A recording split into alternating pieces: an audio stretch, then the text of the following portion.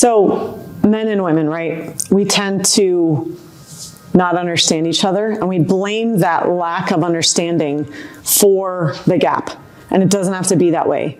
Men will never understand what it's like to be a woman and vice versa, right? So I was recently at a huge event with over 12,000 people in a stadium, and the speaker asked everyone who'd ever felt unsafe walking to their car at night to raise their hand. And of course, there were almost no men, right? And a man can't necessarily know what that lack of physical safety on a daily or regular, at least, basis feels like. Just like a woman won't ever be able to understand what it feels like to be a man and some of the societal expectations where they're not allowed to cry, they're not allowed to be vulnerable. The only emotion that they're allowed to express is anger, except for they're still judged for it, right? So we all have these experiences and expectations. That's what I want to stay focused on, because unmet expectations is where hurts and traumas come from. And so I don't like making that gap bigger, right? Yes, we have a lot of differences where we won't ever understand exactly the other person's experience, but like with everything else, we're more alike than we are different. Our need to belong, our need to be seen, our need to feel safe. Again, different pieces, same core need. And I don't think men are allowed to explore that the way women are. My husband and I recently had a conversation around counseling and how it's much more expected and accepted for women to go to counseling than for men oftentimes, right? He's even a first responder. And so we were getting into a conversation around needs and traumas and how those types of calls and things that they encounter are processed.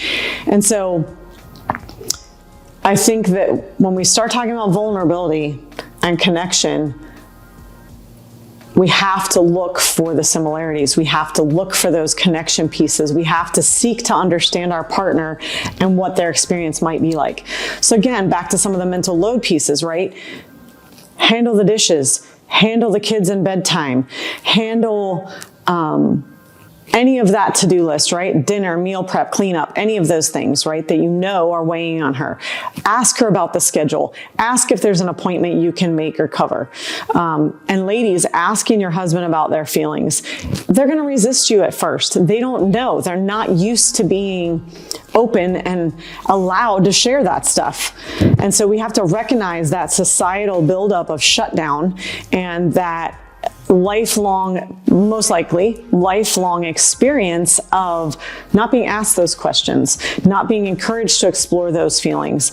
I know another therapist and I were having a conversation, and her husband perceiving needs versus wants, and he was thinking that physical things were just wants and not actual needs, that emotional things were wants, not needs, that if you had a house and you weren't, your life wasn't threatened and you had food and water, that everything else were wants.